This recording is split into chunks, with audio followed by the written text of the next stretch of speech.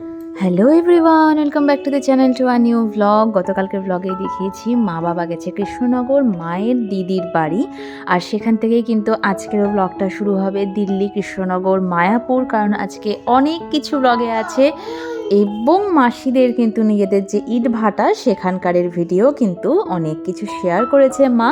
দিল্লি বসে বসেই আমি মায়াপুরের ইসকন টেম্পল ঘুরে নিলাম, আর আশা করছি তোমরাও যারা যারা এখন অবধি মায়াপুর যাওনি তারাও কিন্তু এই ব্লগের মধ্যে দিয়ে কৃষ্ণনগর, মায়াপুর সবটাই তোমাদেরও ঘোরা হয়ে যাবে। তো চলো আর কথা না বাড়িয়ে এখান থেকে কিন্তু আমার আজকের দিনের ব্লগটা শুরু হচ্ছে। আর অবশ্যই যারা আমার প্রথমবার ভিডিওটা দেখছো তারা কিন্তু ভিডিও ভালো লাগলে আমার চ্যানেলটাকে সাবস্ক্রাইব এবং লাইক করতে ভুলো না। পারলে কমেন্ট করে জানিও কেমন লাগছে। এই আমাদের মর্নিং ব্রেকফাস্ট রেডি। এখানে পকোর জন্য বানিয়েছিলাম একটু সুজি, বাট পকো খাচ্ছে না, তো আমাদের সাথে দেখি যদি ডিম সেদ্ধ আর ম্যাগি খেয়ে নেয়। প্লাস এখানে ফ্রুটস আছে, তো এটা দিয়েই করে নেব আমাদের সবার ব্রেকফাস্ট। এই পাগলে খালি পেটে খাওয়া শুরু করে দিলি? কমলা লেবু ভানো না, তাহলে দিয়ে দাও। ভানো না তো দিয়ে দাও। আসো, খাবার রেডি। এখানটাতে একটা টেবিল থাকলে পারে না, রোদটা সকালবেলাটাতে আসে, এখানটাতে বসেই ব্রেকফাস্টটা করা যেত, তাই না? এই জায়গাটাতে আমরা ভাবছি একটা ছোট চেয়ার টেবিল বা খাটিয়া টাইপের একটা কিছু আনার। খাটিয়া থাকলে ভালো, দুজনে মিলে বসাও যাবে, জিনিসও রাখা যাবে। আর যেমন বলা তেমন কাজ। এই যে এখানটাতে পাটিটা পেতেই বসে পড়লাম এখন। আর দুদিন পরে বসা যাবে না জানি, কারণ এখনই ফ্লোরে এত ঠান্ডা না, পাটি থেকে পুরো ঠান্ডা উঠছে। যার জন্য আমরা কালকে গদিটাও এখানে বের করেছি, কারণ এখন আর মানে নিচে হাঁটতে গেলেও মনে হচ্ছে যেন অস্বাভাবিক ঠান্ডা লাগছে। তো আমরা এখন করব ব্রেকফাস্ট। পকো আর পকোর পাপা বসে পড়েছে, এখন মাম্মা চলে আসবে।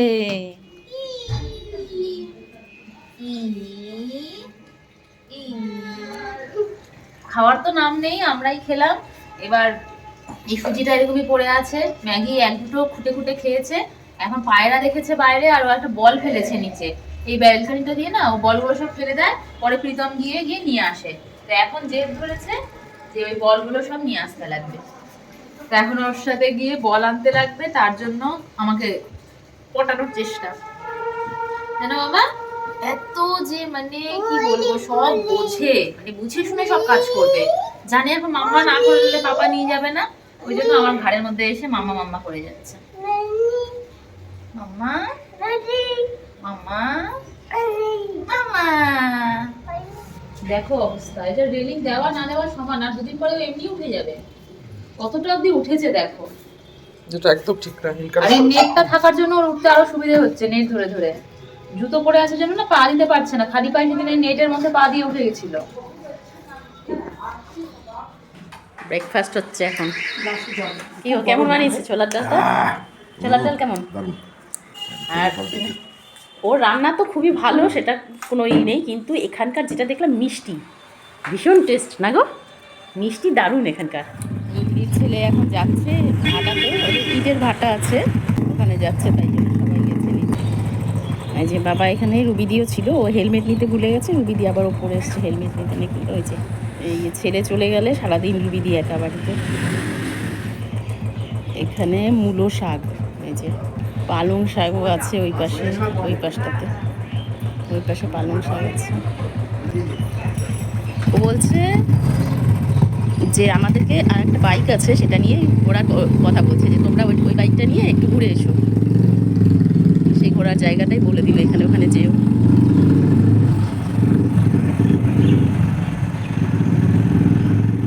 এই যে চলে গেছে পাপা বেটু নিচে বল আনতে, দু হাতে দুটো বল নিয়ে নিয়েছে। ব্রেকফাস্ট শেষে আমার এই পুজো দেওয়াও হয়ে গেল। পকোকে একটু রোদে বসিয়ে রেখেছি, আর আমি এখন যাব রান্না করতে। আজকে প্রীতমের আবার অনেকদিন পরে একটু নাইট শিফট আছে, মানে সন্ধ্যে 6টা থেকে ভোর 4টে অবধি। তো ওর আস্তে আস্তে ওই সকালই হয়ে যাবে। আজকে মানে পুরো ফ্লোরটা আমাদের পুরো সান্নাটা হবে, কারণ আজকে খুশি চলে গেছে বাড়ি। ওর হচ্ছে পরশুদিন জন্মদিন, তাই ও জন্মদিনের জন্য ছুটি নিয়ে বাড়িতে গেছে। শিফা আফসা সবারই মোটামুটি নাইট শিফটই চলবে। তো পুরো ফ্লোরের মধ্যে আমি পকো আর আন্টি থাকবে, আর বাকিরাও তো মোটামুটি নাইট শিফটই চলে। তো তাই জন্য প্রীতমকে বললাম যে সারাটা দিন একটু পকোর সাথে সময়টা কাটাতে, কারণ বিকেলের পর থেকে কারোর ভালো লাগবে না। তো আজকে আমি ভেবেছি মাছ রান্না করবো। গতকাল আনতে গেছিলাম ওই চিংড়ি মাছ, বাট পাইনি। আজকে আমি বললাম আমার চিংড়ি মাছের দরকার নেই, কারণ পোকোকে এখনও আমরা চিংড়ি মাছ দেওয়াটা স্টার্ট করিনি। তো বললাম একটু রুই মাছ নিয়ে আসতে, তো ওই মাছ ভাজাটা পোকোকে। যাচ্ছিস বাজারে? ঠিক আছে, হ্যাঁ হ্যাঁ। বুঝছিস, তোর বাবাকে নিয়ে বাজারে যাচ্ছে। ওই যে বলে তুই থাক বাড়িতে, আমাকে বলছে তুই বাড়িতে থাক, আমি আর ভাই যাই বাজার করে আনি। ওরা বাজার থেকে আসলে তখন বলেছে আমাকে নিয়ে আবার বেরোবে একটু ঘুরতে। এই বাইকটা নিয়েই হচ্ছে সে যায়, দিদির ছেলে। কিন্তু যেহেতু বাবা বেরোবে, ও বুলেট তো বাবাকে দেবে না, যে ভারী গাড়ি। আমি বললাম দরকার নেই বুলেট চালানোর এখানে। বললো যে না তাহলে মেশোকে বুলেট দেবো না, মেশো আমারটা নিয়ে যাক, আমি হচ্ছে বুলেটটা নিয়ে যাই। তাই জন্য যে ও বুলেট নিয়ে গিয়ে বাবাকে এই বাইকটা দিল।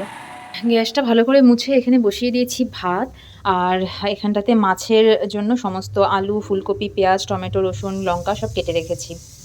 এইখানে এই যে 1.5 কিলো মিষ্টি আলু এনেছিলাম, কিন্তু এই আলুগুলোকে ওরকম প্যাকেটই করে রেখেছি, খুলিনি। আজকে ভাবছি দুপুর টাইমটাতে এই মিষ্টি আলুগুলোকে সেদ্ধ করব, বয়েল করে খাবো। আমরা একটু ঘুরে আসি। হ্যাঁ,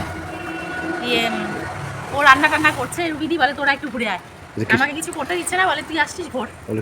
কৃষ্ণনগরে আমার দিদি বাড়িতে যে এসছি, দিদির ইটের ভাটা, সেই ভাটায় আসলাম দেখতে একটুখানি, ইট ভাটাটা যে দেখে আসলাম যখন। দিদিও বললো তোরা বেরোচ্ছিস যখন দেখে আয়। এই বিশাল জায়গা, তো ও তো আগে চলে গেল, আমি হাঁটতে পারি না, এত বাপরে রোদ, প্রচণ্ড রোদ। এই যে চিমনি, রোদে কিছু বুঝতে পারছি না কিছু উঠছে কিনা। বিশাল চিমনি, বিশাল লম্বা। এইখানটায় হয় বোধহয় তৈরি। অনেকটা জায়গা না রে? 10.5 বিঘা। এত হাঁটা বাবা রোদের মধ্যে সম্ভব না। ওই আমাকে একটু বল তো, এখানে তৈরি হয় ইটগুলো? হ্যাঁ, বলা হয় ক্লিন। ক্লিন? হ্যাঁ, এই ক্লিনের মধ্যে প্রায় ফার্স্ট রাউন্ডে 8 লক্ষ মাল থাকে। 8 লক্ষ মাল? হ্যাঁ, দিয়ে কয়লাটা ওইভাবে শুরু হয়, যে মাঝখানে চেম্বার, ওই দেখো ওইটা একটা চেম্বার, ওখানে ইট আছে। ওই ওখানে? হ্যাঁ, ওই যে দেওয়ালটা ভেঙে তারপরে ইটটা বার করবে, দেখো দেখলেই বুঝতে পারবে। ওই যে দেওয়ালটা, ওইটা হচ্ছে চেম্বার। নাম শুনেছো গড়িয়া? না, গড়িয়া কথার অর্থ হচ্ছে তোমার মানে গড়িয়াটার উপর কাঁচামালটাকে বসানো হয়। মানে তুমি যে কাঁচামালটা বসাবে সেটা একটা ভালো চলবে বসাতে হবে, নাহলে তো ধরো জল পড়লো বা আগুন ঘুরছে তো গলে যেতে পারে। গড়িয়াটা কি হয়, গড়িয়ার উপরে কাঁচামালটাকে বসানো হয়, হাওয়াটা তো পুশ করবে। তখন তুমি কি করলে, ওই চাবিটাকে তুলে দিলে, হাওয়ার প্রেশারটা কমে গেল, তখন হাওয়াটা অটোমেটিক ডিরেকশন চেঞ্জ করবে। আচ্ছা, মানে ওইভাবেই ডিজাইন করা আর কি। এই ইটের ফাঁকে ফাঁকে সাপ ঢুকে থাকে না রে? তোর মা বললো তো, বলি ইট নাড়ানো মুশকিল, মানে বড় বড় বিষাক্ত সাপ, গোখরো টোখরো সব ঢুকে থাকে। এই যে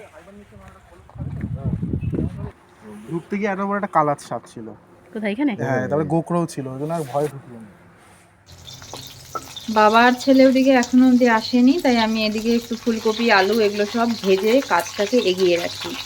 এত তেল গরম হয়ে গেছিলো, আর ফুলকপিগুলো তো ভেজা ছিল, যেই ছেড়েছি পরিষ্কার করা গ্যাসটা, সঙ্গে সঙ্গে 4-5 থেকে একদম তেল ছিটে হয়ে গেল।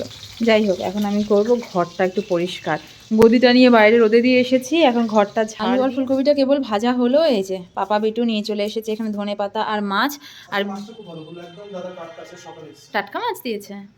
তার মানে অন্যান্য দিন বলতে পারলেন না, তার মানে অন্যান্য দিন আপনি মরা মাছ দেন, আজকে টাটকা দিয়েছেন তো। আর ছেলে এদিকে এই যে পুরোটা গিয়ে রোদের মধ্যে মনে হয় আরাম পেয়েছে, এখনো ঘুমোয়নি, কিন্তু ঘুম ঘুম ভাব একটা। বাদর দেখেছে? মাংকি দেখেছে বাবা? পুরো শরীর ছেড়ে দিয়েছে, উঠেছেও তো অনেক সকালে না। আমি বিছানাটা করে দিই, ওকে নিয়ে শুয়ে পড়ো। প্রীতমও যাবে যেহেতু সন্ধ্যেবেলা, আজকে ওরও তো নাইট শিফট, তো ওকেও এখন একটু ঘুমিয়ে নিতে লাগবে, তাই না? দিদি আমাদেরকে নিয়ে যাচ্ছে মায়াপুর। আর যদি টোটাল মায়াপুরকে ঘুরতে হয় আমরা এখন মায়াপুর যাচ্ছি, ওখানে ঘুরে আসি। হ্যাঁ, সারাদিন কতক্ষণ লাগবে? তাহলে একটা বাদ যাবে 30 মিনিট। 30 মিনিট লাগবে। ওই সে যেতে যেতে আপনাকে বুঝিয়ে দিয়ে।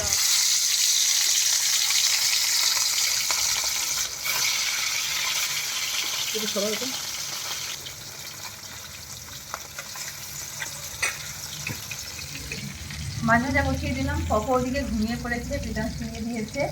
এত সকালে উঠেছে, এত সকালে ওঠার পর থেকে ওঠো ওঠো ওঠো আমাদেরকে জাগিয়েছে, দৌড়াদৌড়ি হল্লাহল্লি করে এখন পুরো টায়ার্ড বাবু। তো আমি রান্না করতে করতে প্রীতম একটু ঘুমিয়ে নিই, তারপরে তো যাই হোক 5টার সময় ওকে যেতেই হবে।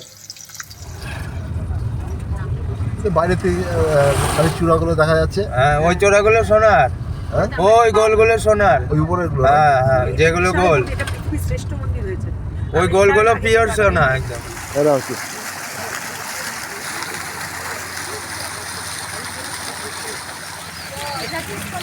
ইসকন মন্দিরের পার্ক আর কি, মানে প্রবেশ পথের সামনেই পার্ক। আমরা প্রথমে এই পার্কের মধ্যে কত দূরে চলে গেছে। আমি এদিকে ভিডিও করতে গিয়ে পেছনে তাকিয়ে দেখি এরা নেই। আমি ভিডিও করে যাচ্ছি, ওদেরকে আর খুঁজে পাচ্ছি না। এতটা হেঁটে আসার পরে এখন পেলাম। এই যে দুজন, একজন এখানে আর একজন এখানে। আমি তো খুঁজে যাচ্ছি চারিদিকে। এই পুরো ইস্কনের ভেতরে সব রকম দোকান আছে, ব্যাগ থেকে শুরু করে কত পেয়েছি।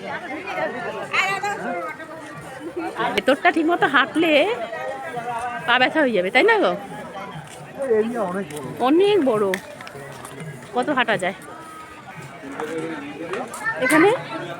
ও জুতো রাখার স্থান। এবার এই যে এখানে মন্দিরের ভেতরে যেতে হবে, এখানে হচ্ছে মোবাইল রেখে বাইরে রেখে তবে যেতে হবে, মোবাইল নিয়ে ঢোকা যাবে না।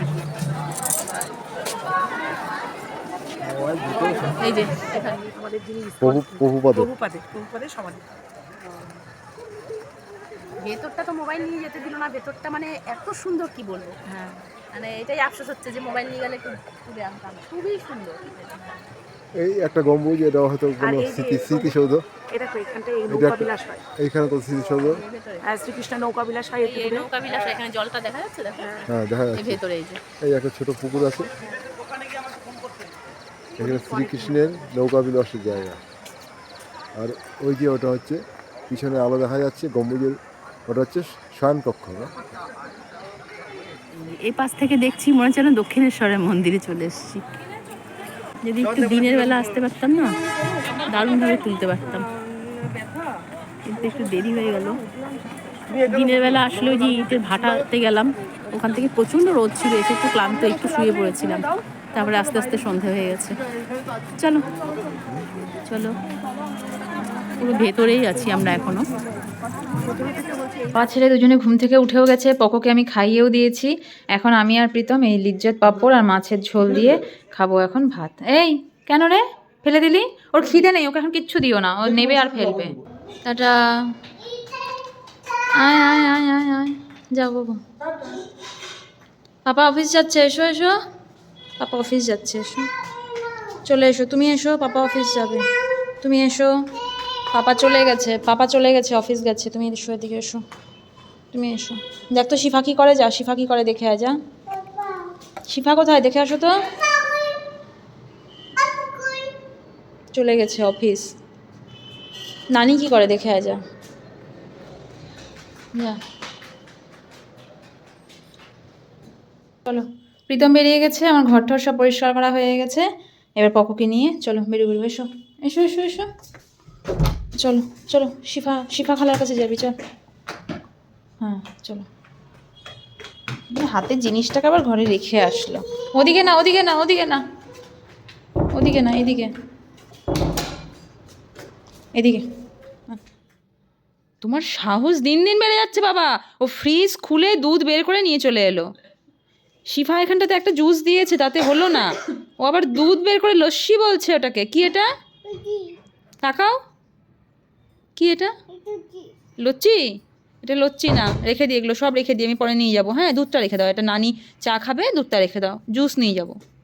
শিফা এখানটাতে ওর এয়ার হোস্টেসের বিউটি কুইন প্রোডাক্ট এনেছে।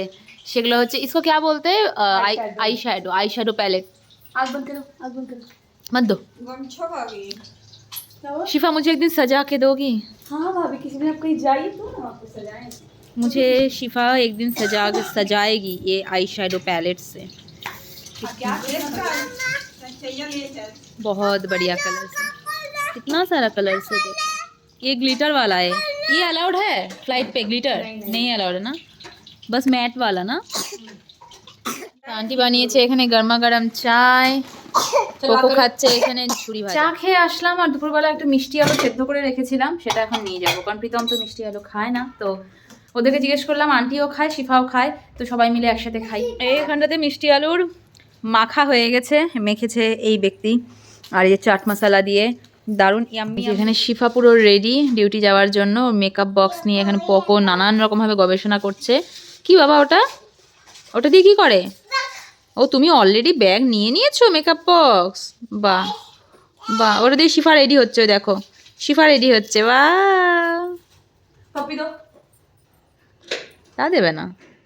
By, bye bye. এই শিফা তো বেরিয়ে গেছে ডিউটিতে, অনেকক্ষণ আগেই দেখালাম। পকোকে এতক্ষণ ঘুম পাড়ানোর চেষ্টা করেও বেকার হলো, ঘুমালো না। এখন হ্যাঁ দাও, এখন আন্টি আর আমি করব ডিনার। রুটি। বসো, তুমি বসো, তুমি বসো। নানি আসুক, নানি আসুক, বলো নানি आओ। हाँ नानी आएगी उसके बाद हम लोग खाएंगे। हाँ नानी आओ ना। अभी इसको और सब्र नहीं हो रहा है। नानी आशुक, आगे आगे नानी आशुक। বসো এখানে, নানিকে আসতে বলো।